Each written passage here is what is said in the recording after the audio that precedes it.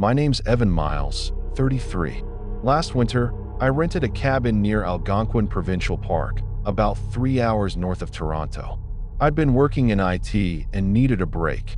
A week alone, offline, surrounded by nothing but trees and snow. The cabin was small, old, but solid, with stove, single bed, and a wraparound porch. Closest neighbor was 10 kilometers away. The first 2 days were peaceful. I chopped wood, cooked canned soup, read by lantern light. I didn't even bring a phone. I wanted silence. But silence has a way of turning on you. The third night, around 11 p.m., I woke to a faint tapping on the window. Soft, slow, like knuckles brushing glass. I froze in bed, listening. Nothing else, just wind and the faint creak of the roof in the cold. I told myself it was a branch. In the morning, I checked. The trees were at least 10 feet away. No branches touched the cabin. And on the frosted window pane, I noticed smudges, 4 long, narrow prints, like fingertips dragged down the glass. By day 5, I started noticing small changes. The firewood pile looked smaller, though I hadn't used much. My axe, which I always left stuck in the log outside, was now lying flat on the ground, blade buried in the snow. That night, I heard footsteps on the porch. Soft, deliberate, someone walking slowly from one end to the other. I grabbed my flashlight, flicked it on, but when I opened the door, the porch was empty. Only fresh footprints, size 11, heavy boots, leading to the treeline. They didn't come back out. I stayed awake till dawn, staring at the door. Around 4 a.m., the sound started again, the slow creak of boards underweight. This time, the steps circled the cabin, then stopped right outside my window. I aimed the flashlight through the glass and saw nothing, just fog on the pane. Then, through that fog, a shape pressed close from the outside. A face, not close enough to see clearly, but enough to see the condensation shift as it breathed. I yelled and grabbed my hatchet. By the time I burst outside, the snow was untouched. No prints, no tracks, no one. But the woodpile had moved again, stacked perfectly in the shape of a chair. I left the next morning. Didn't even pack properly, just drove until I saw the first cell tower. When I returned a month later with police, the cabin was empty. No signs of forced entry, but the officer showed me something near the window, carved faintly into the wood frame. Stay longer next time. I'm Sammy Leighton Inn, 46. My brother and I own a small hunting cabin near Kasamo, deep in Lapland. We use it twice a year for moose season. Same cabin our grandfather built in the 70s. Last October, I went alone. My brother had the flu, and I thought a quiet weekend with my dog, Rico, would clear my head. No phone service, no neighbors, just the endless pines and early snow. The cabin had one odd feature: a locked storage room at the back, a small door padlocked from the outside. Grandfather used to say, "Never open it. It keeps the cold out." We'd always laughed at that. On the first night, Rico started growling at the back wall. Low, uneasy. He wouldn't sleep, kept staring at the locked room.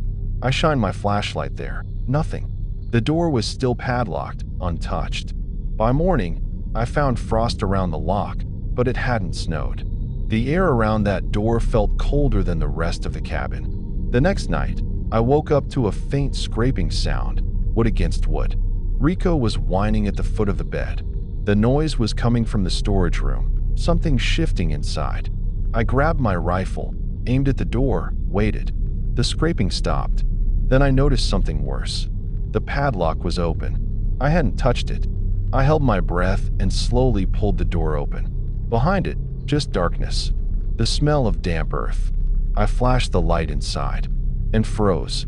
The small room was empty except for a wooden chair facing the wall.